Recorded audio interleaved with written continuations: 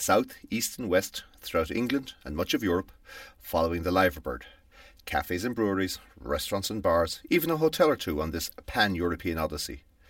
So what would happen if he ever went to North America on his travels? Well, it happened, in 2004. Yeah, so we thought we'd try the expertise that we'd got for cheap travel and hotels and what have you out on the US tour. It seemed like a good idea to make it into a family holiday. So what we decided we'd do is we'd have a base up in the Catskills, which would allow us to get across to Connecticut for the first game, and then obviously come down into the city for the second game. So we managed to get a really good deal up in Wyndham. The first problem we had though was that there was 5 teenagers and 4 adults, including my wife, my brother and his ex-wife, would you believe, with a baby son to a new partner. So it was quite an interesting party, to say the least.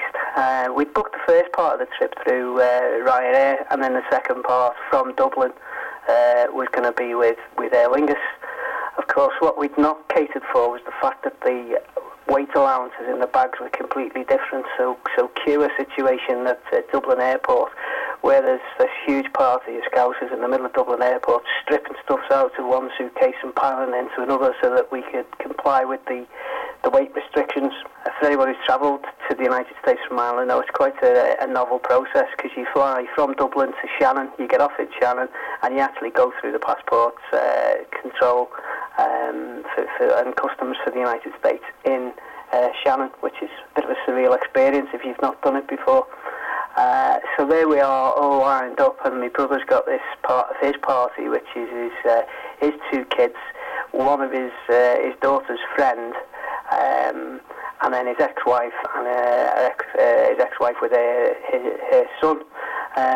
So this completely threw the guys on, I don't know about the war on terror, but the war on dysfunctional families, I think, came into play, as we tried to explain to the harassed woman from the United States Customs and Immigration why we were in this very strange party. Anyway, we finally got through, and off we went to New York. We had then a night just round the corner from JFK in a pretty dodgy hotel, and then up to the Catskills the following day.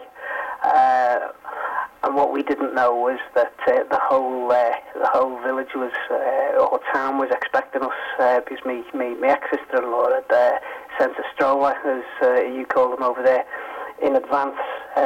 So everybody knew about this family that was coming over from Liverpool, England, to Wyndham. So when we arrived, it was a very strange moment, a bit like Paris, Texas. It was as if everybody knew we were coming. The English were arriving. Anyway, we eventually got the stroller, got settled in the house and everything, and I have to say we had an absolutely fantastic time in this place, walking up in the mountains and what have you. And then it was time to go off to the first game, which was over in Connecticut. We didn't really have any idea how long the drive was going to take, but in the end we had an educated guess, and we weren't too badly off. We left the rest of the family, me, my brother and my eldest daughter, went off to the match, and the plan was to meet one Phil May, who I'd already met when he'd been over in Liverpool on a previous visit. He's a brutal lad who's been in the States since he was a teenager with the rest of his family.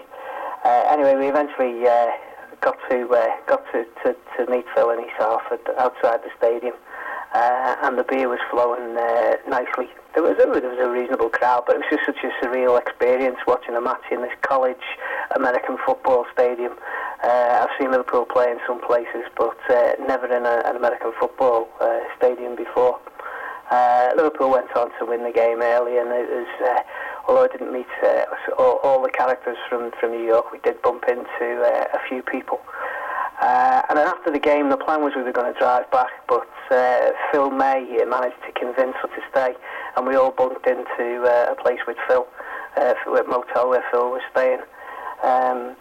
But not before we'd spent 3 or 4 hours in a bar with a load of mad Celtic fans, who for some reason all had kilts on. So here we were in East Hartford, in a bar with all these American-Irish, Scottish guys in kilts till God knows what time in the morning. And then it was up the following morning with a very heavy head, to drive back up to upstate New York to Wyndham, as I say, to carry on the holiday. Paul will continue his travels in the next episode. Our feedback section, where we took a look at what you lot have been saying about us, good, bad and indifferent. And sliding in between Simon and me here, we have Conor Murphy, who sometimes has been called the hidden gem of MP Red. So, hidden gem or not, how are you, Conor? I'm grand. So talk to us, what's in the inbox? Cousin polished, are we? Right, where was I? You hadn't started? I hadn't? No. Okay. A fair bit of feedback